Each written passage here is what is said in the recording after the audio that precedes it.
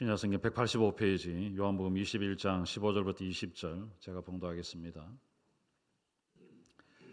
그들이 조반 먹은 후에 예수께서 시몬 베드로에게 이르시되 요한의 아들 시몬아 내가 이 사람들보다 나를 더 사랑하느냐 하시니 이르되 주님 그러하나이다. 내가 주님을 사랑하는 줄 주님께서 아시나이다. 이르시되 내 어린 양을 먹이라 하시고 또 두 번째 이르시되 요한의 아들 시몬아 내가 나를 사랑하느냐 하시니 이르되 주님 그러하니이다 하나이다. 내가 주님을 사랑하는 줄 주님께서 아시나이다. 이르시되 내 양을 치라 하시고 세 번째 이르시되 요한의 아들 시몬아 내가 나를 사랑하느냐 하시니 주께서 세 번째 내가 나를 사랑하느냐 하심으로 베드로가 근심하여 이르되 주님 모든 것을 아시오매 내가 주님을 사랑하는 줄을 주님께서 아시나이다. 예수께서 이르시되 내 양을 먹이라.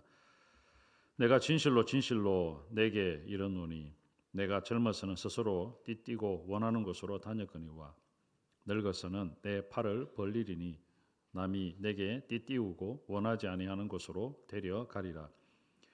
이 말씀을 하심은 베드로가 어떠한 죽음으로 하나님께 영광을 돌릴 것을 가리키심이러라. 이 말씀을 하시고 베드로에게 이르시되 나를 따르라 하시니 베드로가 돌이켜 예수께서 사랑하시는 그 제자가 따르는 것을 보니 그는 만찬석에서 예수의 품에 의지하여 주님을 파는 자가 누구 오니이까 묻던 자더라. 아멘.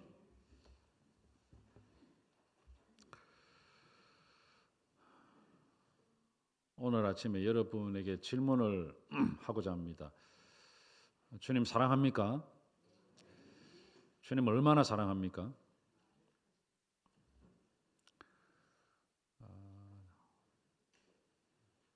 예배를 드리는 중에 곰곰이 한번 생각해 보시기 바랍니다. 주님을 사랑합니다라고 고백할 수 있을까? 얼마나 사랑한다고 말할 수 있을까? 내가 이만큼 사랑합니다라고 말씀하면 하나님께서 기뻐하실까? 말씀을 듣는 중에 한번 여러분이 고민해 보시고 생각을 해 보시고 정말 예배가 끝난 다음에 하나님께서 원하시는 대답을 내가 했을까? 한번 여러분 스스로를 점검해 보시기를 바랍니다. 신앙의 출발은 믿음입니다. 믿음으로 예수 그리스도를 구주로 마음에 영접할 수 있습니다. 믿음으로 하나님의 자녀가 됩니다. 그런데 그 믿음까지도 내 속에서 생겨난 것이 아닙니다. 하나님께서 믿음이라는 선물을 주셔서 내가 그 믿음을 받고 믿음의 반응이 예수는 나의 구원자입니다라고 고백한 겁니다. 믿음이 있으니까 예수님께서 십자가에 돌아가셨다라는 것도 믿고요. 믿음으로 3일 만에 다시 살아나셨다라는 것도 믿고 믿음으로 예수님께서 다시 재림하실 것이다라는 소망을 가지게 됩니다. 믿음이 없으면 아무것도 이해가 안 됩니다. 이 세상이 만들어지기 전에 우리가 이미 하나님께서 계신다라는 것을 믿음으로 우리가 받아들이는 것이지 창조 때에 우리가 잊지 못했습니다. 그렇잖아요. 말씀으로 이 우주 만물이 창조가 되었다는 것은 믿음으로 받아들이는 겁니다. 그 믿음을 하나님께서 나한테 선물로 주셨기에 내 속에 믿음이 있고 그 믿음의 눈으로 보니까 이 세계가 하나님의 말씀으로 지어진 줄을 받아들이고 확신하게 된 겁니다. 믿음 중요합니다. 믿음 없으면 아무것도 안 됩니다. 히브리서에도 믿음이 없이는 하나님을 기쁘시게 하지 못한다고 그랬습니다. 믿음이 전부라고 해도 과언이 아닙니다. 믿음이 있어야 예수님께서 다시 이 땅에 재림하실 것이라는 소망을 가질 수 있어요. 믿음이 없으면 소망도 생기지 않습니다. 믿음이 흔들리는데 어떻게 소망이 생길 수 있겠습니까? 믿음이 있고 믿음의 눈으로 보니까 하나님께서 세상을 만드셨다라는 게 확신이 되어지고 믿음으로 성경을 읽어보니까 예수님께서 이 땅에 오셨고 동정녀 마리아의 몸을 빌려서 그리고 나를 위해서 십자가 지신 것이 믿어지고 3일 만에 죽은 자 가운데서 다시 부활하신 것이 내 속에 분명한 확신으로 신앙 고백이 되어지고 그 예수님께서 다시 이 땅에 심판주로 재림하실 것이다라는 것이 기다려지는 소망이 생기게 됩니다. 그럼 믿음이 있고 소망이 있는데 주님께서 이 땅에 재림하시겠다라고 하신 지가 벌써 2000년이 지났습니다. 그렇죠? 그럼 아직도 재림하지 않고 계시는데 언제 재림하실지도 모르는데 믿음은 분명히 있고 주님께서 오신다는 소망이 있는데 믿음을 붙들고 소망을 바라보며 살아가는 그 신앙의 여정 가운데에 한 번도 흔들리지 아니하고 믿음이 약해지지 아니하고 나에게 맡겨주신 사명을 잘 감당할 수 있기 위해서 필요한 것이 사랑입니다. 그래서 고린도전서에 보면 믿음, 소망, 사랑 이 세 가지는 항상 있을 것인데 그 중에 제일은 사랑이다. 그렇게 말씀하고 있습니다. 하나님을 사랑하는 사랑이 흔들리면 믿음도 흔들흔들합니다. 하나님을 사랑하는 사랑이 흔들리면 소망도 온데간데 없어집니다. 내 마음대로 살아버립니다. 사랑 정말 중요하죠. 아무리 큰 소리 쳐도 주님을 사랑하는 사랑이 없으면 공허한 메아리에 불과합니다. 베드로가 그랬습니다. 베드로는 주님께서 자신을 사람을 아는 업으로 불러주었을 때에 그 예수 그리스도를 믿음으로 고백을 했습니다. 주는 그리스도시요 살아계신 하나님의 아들입니다라고 공생의 중간에 마태복음 16장에 고백을 했습니다. 다른 사람들이 다 세례 요한입니다. 선지자입니다. 엘리야와 같습니다. 그렇게 말할 때에 너희는 나를 누구라 하느냐라고 제자들에게 물었을 때 제일 먼저 고백했던 사람이 베드로입니다. 천사의 말이죠. 그렇잖아요. 주는 그리스도시요 살아계신 하나님의 아들입니다. 그때까지 아무도 12명의 제자 중에 그렇게 고백한 사람이 없습니다. 마태복음 16장에 고백을 했고 마태복음 17장에 보면 베드로와 야고보와 요한을 주님께서 데리시고 높은 산에 올라가셨습니다. 그 앞에서 예수님의 모습이 변형이 되셨어요. 그래서 그 산을 변화산이라고 이름하기도 합니다. 모세와 엘리야가 나타나고 주님과 대화하는 장면이 자기들의 눈에 보였습니다. 그것이 너무너무 좋아 보였습니다. 그래서 베드로가 무슨 이야기를 했냐면 주여 우리가 여기 있는 것이 좋사오니 만일 주께서 원하시면 내가 여기서 초막셋을 짓되 하나는 주님을 위하여 하나는 모세를 위하여 하나는 엘리야를 위하여 하리이다. 자기가 무슨 말을 하는지도 모르고 그렇게 입으로 이야기했어요. 아무나 고백할 수 있는 게 아닙니다.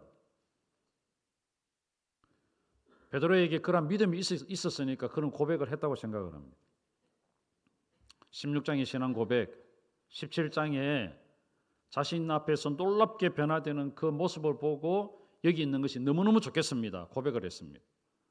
또 한 번 더 고백했습니다.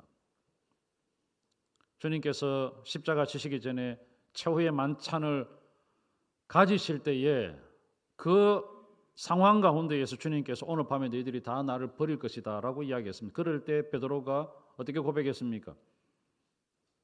모든 사람들이 다 나를 버린다 할지라도 나는 절대로 주님을 버리지 않겠습니다 라고 고백했던 사람이 베드로입니다. 믿음이 없었다면 어떻게 이런 고백을 할 수 있을까요? 믿음이 없는데 어떻게 다 주를 버릴지라도 나는 절대로 주님을 버리지 않겠습니다 라는 그런 말을 할 수 있을까요? 소망이 없었다면 3일 만에 내가 다시 살아날 것이다 라는 그 말을 믿고 빈 무덤을 찾아갔겠습니까? 소망이 있었으니까 주님께 살아나실 것이다. 물론 희미했죠. 반신반의했죠.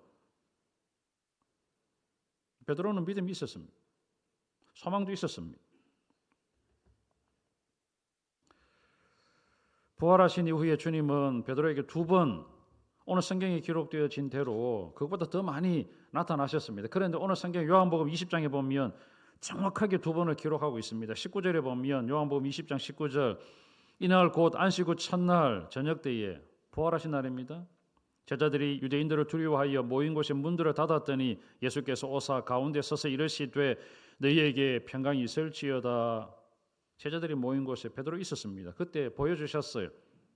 내 손과 옆구리를 보이시며 그렇게 말씀을 해주시면서 제자들이 주를 보고 기뻐하더라.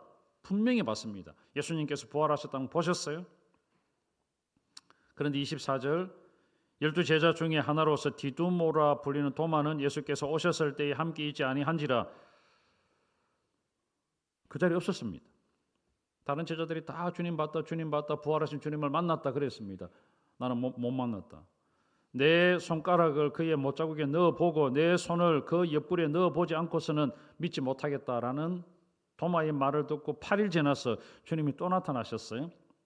요한복음 20장 26절 보면 8해를 지나서 제자들이 다시 집 안에 있을 때에 도마도 함께 있고 문들이 닫혔는데 예수께서 오사 가운데 서서 이르시되 너희에게 평강이 있을지어다 하시고 도마에게 말씀해 주셨어요. 8일 전에도 베드로는 주님을 만났고 그때 이후에 8일 지난 지금도 베드로가 주님을 자신의 눈으로 봤습니다. 두 번 정확히 봤죠.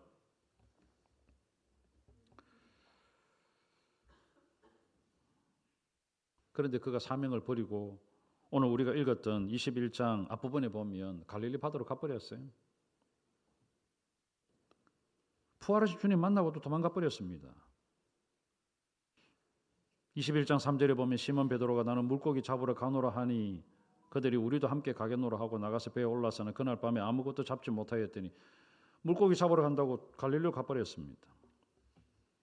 믿음의 고백을 했던 베드로, 부활하신 주님을 만났던 베드로,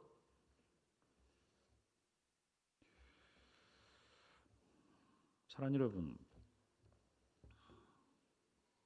그런 베드로를 주님께서 찾아가셨죠. 오늘 우리가 읽었던 본문 15절은 이미 베드로를 만난 주님 이야기입니다. 베드로가 물고기 잡으러 갔습니다.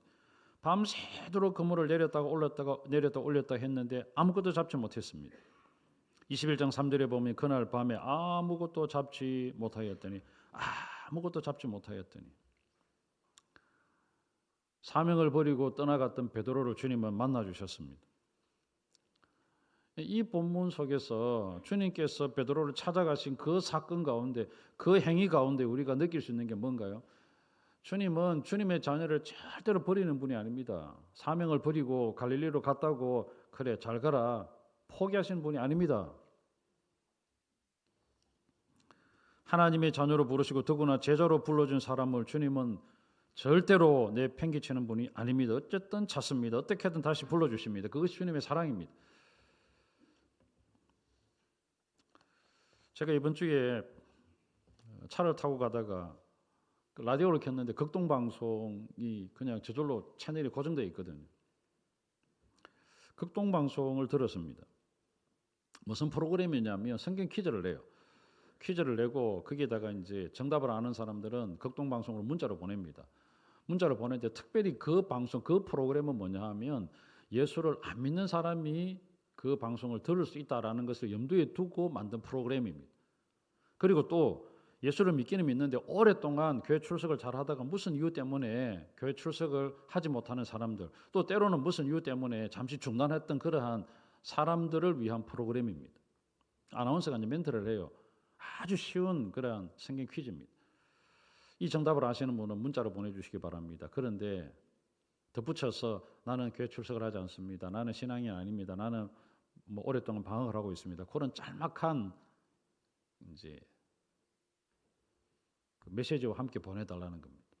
그러면 이제 그것을 보고 어느 한 사람은 이제 무작위로 선정을 하죠. 그래서 그 사람에게 전화를 걸고 그 다음에 간단한 신앙 상담을 하고 이제 선물을 주는 그런 프로그램이었어요. 저도 몇 년 동안 그런 프로그램을 진행한 적이 있습니다. 극동방송에 가서. 근데 코로나 때 이제 가지 못했는데 그런 방송을 이제 제가 극동방송 라디오를 통해서 들었습니다. 정답은 예수님이었어요. 이제 많은 사람이 이제 문자로 보냈겠죠. 답을 보냈겠죠. 근데 이제 그 프로를 진행하는 진행자가 네, 누구 당첨이 되었습니다. 누구 맞췄습니다. 이렇게 쫙 이야기를 해요. 그래 이제 그 중에 한 사람에게 전화를 겁니다. 전화를 했는데 이제 신호음이 가잖아요. 두루룩 가고 두루룩 가는데 전화를 안 받아요. 한 번 더 전화를 했습니다. 하나님께서 택한 영혼이라면 꼭 전화를 받게 하실 겁니다. 했는데 전화를 안 받아요. 그럼 이제 두 번째 사람에게 전화를 걸겠습니다 하고 전화를 거는데 여보세요 그랬어요. 근데 상대방이 전화를 받아요. 받는데 여보세요라는 목소리가 들려지는데 제가 듣기에도 중고등학생 정도의 목소리를 가진 여자분의 목소리였어요. 여보세요 하는데 그 아나운서가 깜짝 놀라서 학생입니까? 그래요. 그러니까 그 대답하는 목소리의 주인공이 뭐라고 하느냐 하면 애기 엄마입니다. 그렇게 이야기를 해요. 그렇지냐고. 정답을 맞춰서 너무 감사하고 축하한다고. 이제 교회 출석하고 계시냐 물으니까 코로나 때에 한 3년 동안 교회를 출석을 못했대요. 그리고 이제 아기를 출산하고 난 다음에 또 아기 출산 때문에 이제 교회를 가지 못한 거죠. 거의 한 4년 정도 교회 출석을 못하고 있는 상황이다라고 이야기를 했습니다.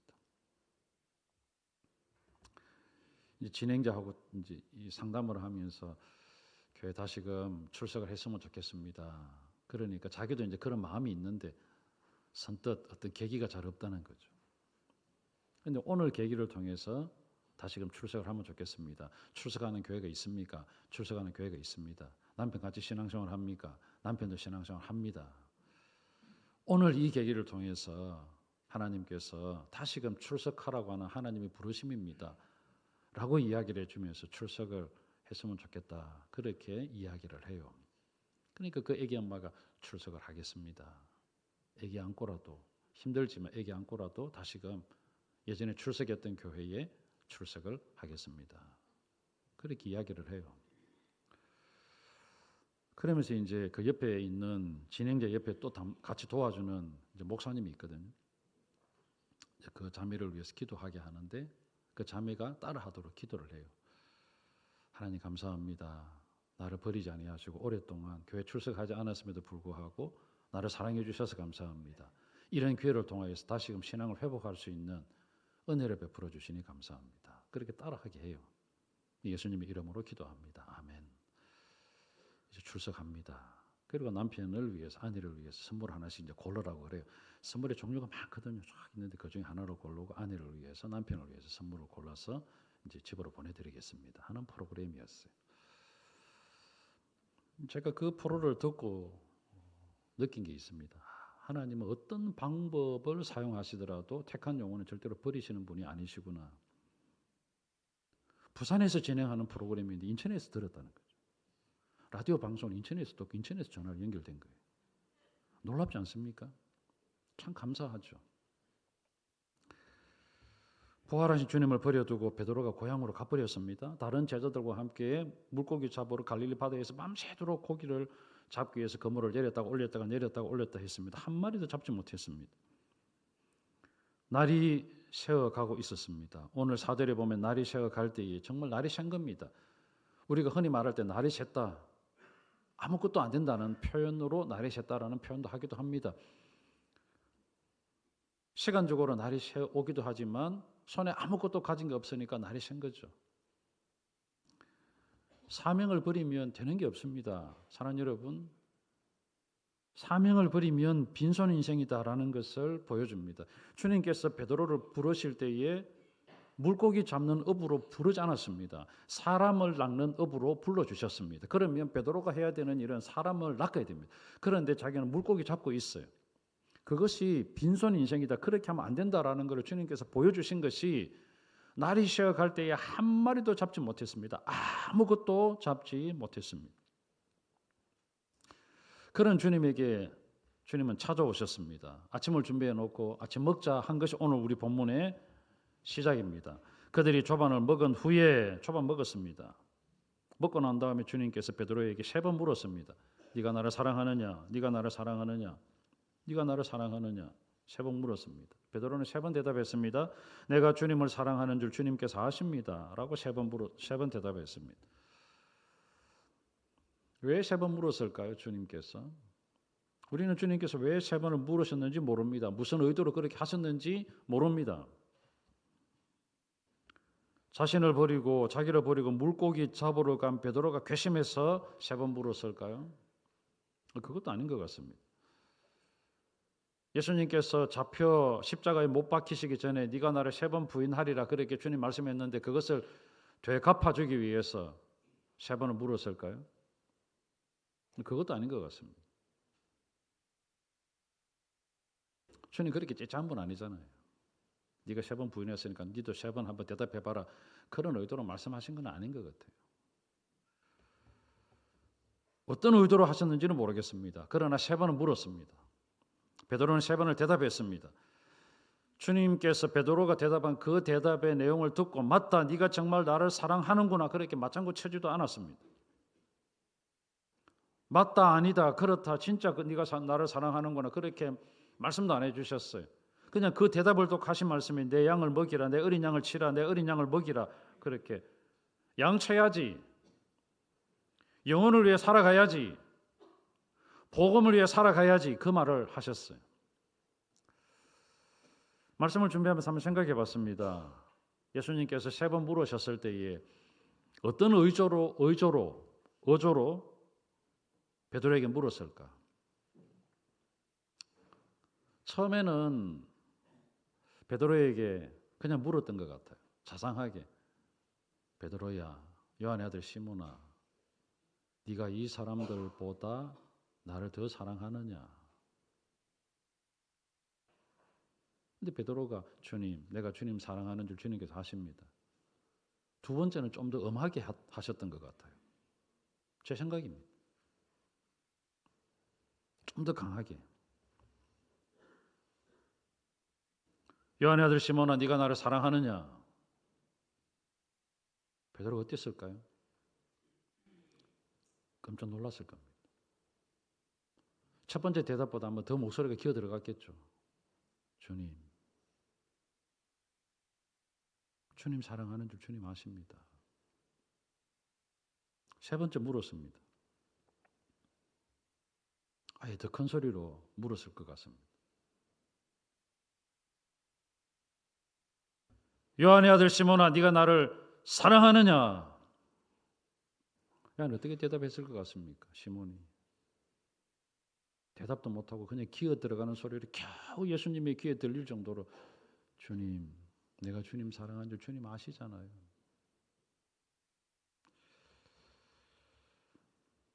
사람이 뭔가 잘못하고 캥기는 구석이 있으면 자신에게 말을 못해요. 그렇잖아요.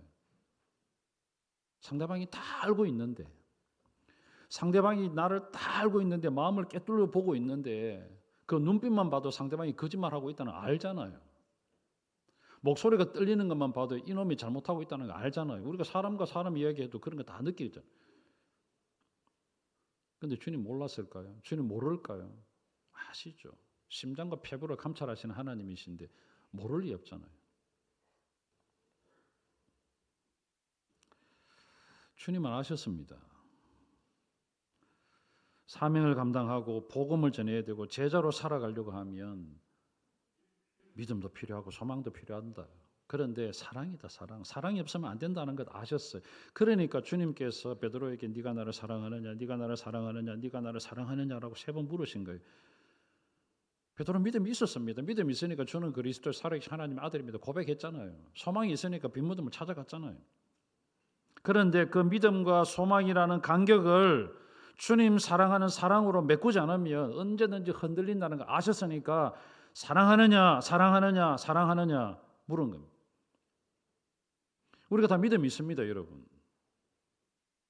믿음이 있으니까 오늘 이 자리에 나오셨잖아요. 소망이 있으니까 재림을 기다리잖아요. 그런데 믿음이 있고 소망이 있는데 그 가운데에 우리가 2024년을 살아가고 있잖아요. 그런데 여러분 흔들릴 때도 있습니다. 믿음이 없는 행동을 할 때도 있어요. 왜 그럴까요? 주님 사랑하는 사랑이 흔들린 겁니다. 주님 사랑하는 사랑이 약해진 겁니다. 그러니까 흔들흔들 하는 거예요.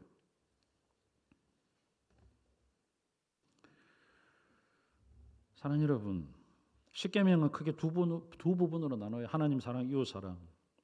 사랑입니다. 하나님을 마음을 다하고 뜻을 다하고 정성을 다해 사랑하라고 이야기했습니다. 이웃을 내 몸과 같이 사랑하라고 이야기했습니다. 주님 사랑하면 이웃 사랑하게 되어 있습니다. 하나님은 목숨 걸고 사랑하는데 형제를 그렇게 사랑하지 않겠습니까? 합니다. 네가 나를 사랑하느냐? 네, 사랑합니다. 그럼 양쳐라. 네가 나를 사랑하느냐? 목숨 걸고 사랑하느냐? 사랑합니다. 그러면 목숨 걸고 양을 사랑해라. 주님께서 주신 메시지가 그거예요. 네가 나를 사랑하느냐? 주님 3번 물었습니다. 그런데 주목해 볼 게 뭐냐면 첫 번째 물음이 되게 중요해요. 첫 번째 물음은 다릅니다. 두 번째, 세 번째와 달라요. 네가 나를 사랑하느냐? 네가 나를 사랑하느냐? 그런데 첫 번째 물음은 좀 더 있습니다. 네가 이것들보다, 이 사람들보다 나를 더 사랑하느냐? 이 사람들보다. 그런데 여러분 성경에 보면 일 해갖고 또는 것들보다 되어 있잖아요. 이것들보다. 이 사람들보다, 이것들보다 나를 더 사랑하느냐? 여러분 우리가 사랑하는 게 많습니다. 여러분 사랑하는 게 정말 많습니다. 여러분의 가족도 사랑하고, 여러분의 자신도 사랑하고, 여러분의 자녀도 사랑하고, 여러분의 주변의 사람도 사랑하고, 여러분 취미도 사랑하잖아요. 세상에 있는 것들 사랑합니다. 돈도 사랑합니다. 좋아합니다. 근데 주님께서 묻습니다.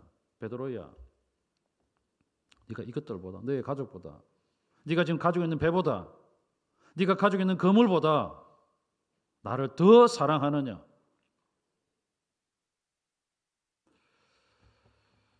이것들보다 더 사랑하느냐? 다시 말하면 내가 1순위냐? 내가 0순위가? 내가 너의 삶의 전부냐라고 묻습니다. 여러분 대답해 보실래요? 제가 설교서 뒤에 여러분 물었습니다. 여러분 정말 주님 사랑합니까? 물었습니다. 얼마나 사랑합니까? 물었을 때 많이 사랑합니다. 그랬어요. 주님께서 원하는 답이었을까요? 많이 사랑하죠. 주님 많이 사랑하죠. 돈은 이만큼 사랑하고 주님 사랑은 이만큼 많이 합니다. 그렇죠. 주님 그거 원치 않습니다. 주님이 1순위, 주님이 0순위. 이것들보다 더 사랑하는 걸 주님께서 원하시고 있습니다. 영어 성경 보면 진실하게 사랑하느냐, 최고로 사랑하느냐 그렇게 번역이 되어 있어요. 여러분 주님을 다른 어떤 것보다 더 사랑하지 않으면 예수 잘 믿는 게 아닙니다. 물론 주님을 조금 덜 사랑하면서도 모범적으로 신앙생활을 할 수 있습니다. 다른 사람의 눈에 비칠 때 정말 저 사람은 우리 교회의 모델 같은 그런 신앙생활을 한다라고 할 정도로 할 수도 있습니다. 주일을 성수합니다. 52번 한 번도 빠지지 않을 수도 있습니다. 주일 한 번 꼬박꼬박 하고 11주 철저하게 계산해서 하나님 앞에 드릴 수도 있습니다. 그런데 그러한 신앙의 행위보다도 주님을 더 사랑하느냐? 아니면 신앙생활 잘못하는 거죠. 인간적인 사랑도 남녀 간의 사랑도 사랑하면 서로 만나보고 싶잖아요. 서로 사랑하면 같이 있고 싶어하고 서로 사랑하면 상대방이 좋아하는 것 해주려고 하고 사랑하면 때로 내 것도 포기하잖아요. 사랑하면 상대방을 위해서 목숨을 겁니다. 사랑하면 모든 걸 용납해 줍니다. 사랑하면 용서도 해줍니다. 사랑하면 내 자신의 것을 다 내어줄 수도 있습니다. 그런데 사랑이 식어지면 죽고 못 사는 사이라도 결혼해서 부부라도 사랑이 식어지면 이혼하면 남남이 돼버려요.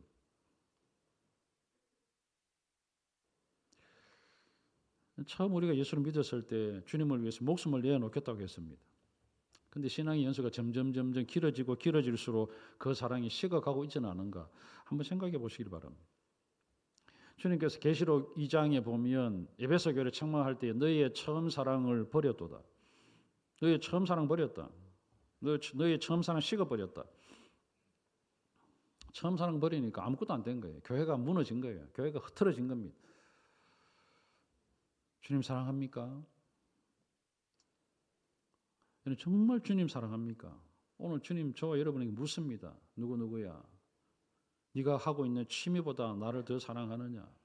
너의 체면보다 나를 더 사랑하느냐? 너의 명예보다 나를 더 사랑하느냐? 너의 자식보다 나를 더 사랑하느냐? 너의 가정보다 나를 더 사랑하느냐? 그게 1순위냐? 내가 먼저냐?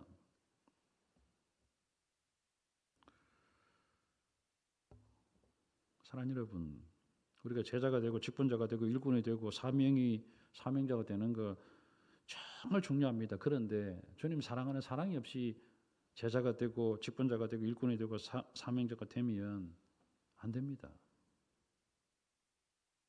내 생각 안 맞으면 다 내팽개칩니다. 내하고 안 맞으면 다 내려놔요. 그런데 주님 사랑하면 끝까지 갑니다. 주님 사랑하면 묵묵하게 그 길을 갑니다. 주님 사랑하지 않으면 언제든지 내팽개칩니다. 여러분 한번 물어보겠습니다. 정말 주님 사랑합니까? 베드로는 이 대답을 내가 주님 사랑하는 줄 주님께서 하십니다. 그리고 난 다음에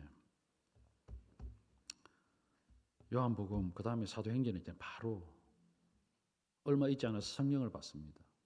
성령을 받고 한 번도 주님 부인하지 아니하고 묵묵하게 따라갔어요.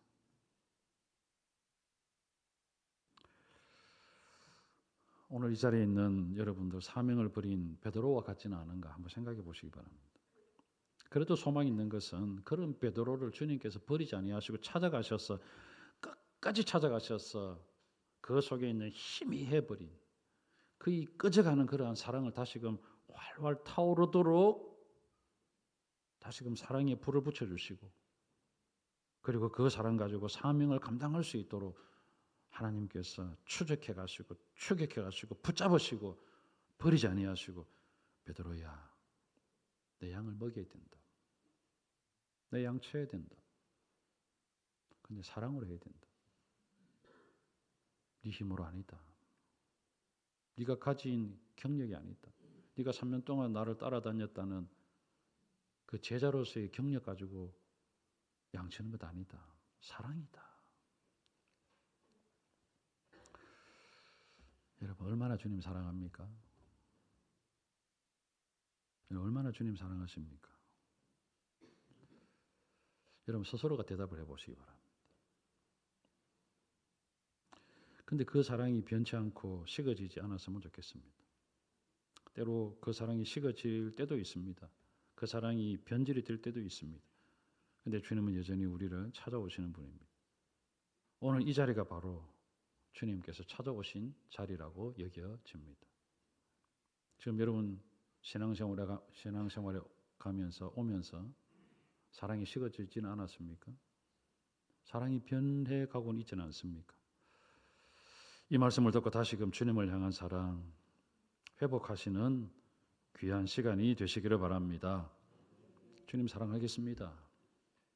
정말 주님 따라가겠습니다. 무슨 일이 있어도 주님 버리지 않겠습니다. 신앙생활 하면서 이런 수가 틀릴 수도 있잖아요. 다른 사람과 마음이 막 뭔가 이렇게 갈등이 생겨갖고 그럴 수도 있잖아요. 주님 사랑하면 그 자리 지키거든. 근데 주님 사랑하지 않으면 도망갑니다. 주님 사랑하지 않는다는 증거예요. 사랑하는 여러분, 주님 부르심 받는 그날까지 언제 주님 오실지 모르잖아요. 오늘이라도 주님 오실 수 있잖아요. 그런데 변치 아니하는 사랑을 가지고 힘을 다하여서 주님의 교회를 세워나가고 양을 치고 양을 먹이는 그런 사명을 감당하지 않는다면 주님 사랑하는 게 아닙니다. 이번 한 주간 동안 계속해서 물어보시기 바랍니다. 주님의 음성으로 네가 나를 사랑하나? 네가 나를 정말 사랑하나? 얼마만큼 사랑하나? 주님이 1순위가, 주님이 0순위가, 주님이 전부가, 주님이 최고가 계속해서 물어보시기 바랍니다. 그래서 여러분들이 하나님 앞에서 제대로 잘 살고 멋있게 살고 주님께서 사랑해 주시는 그 사랑이 확인되어지면 여러분을 통하여서 하나님은 얼마든지 엄청난 사역들을 여러분의 손을 통하여서 이루어질 수 있도록 만들어 주실 것입니다. 그렇게 아름답게 잘 쓰임받는 여러분이 다 되시기를 주님의 이름으로 축복합니다. 아멘.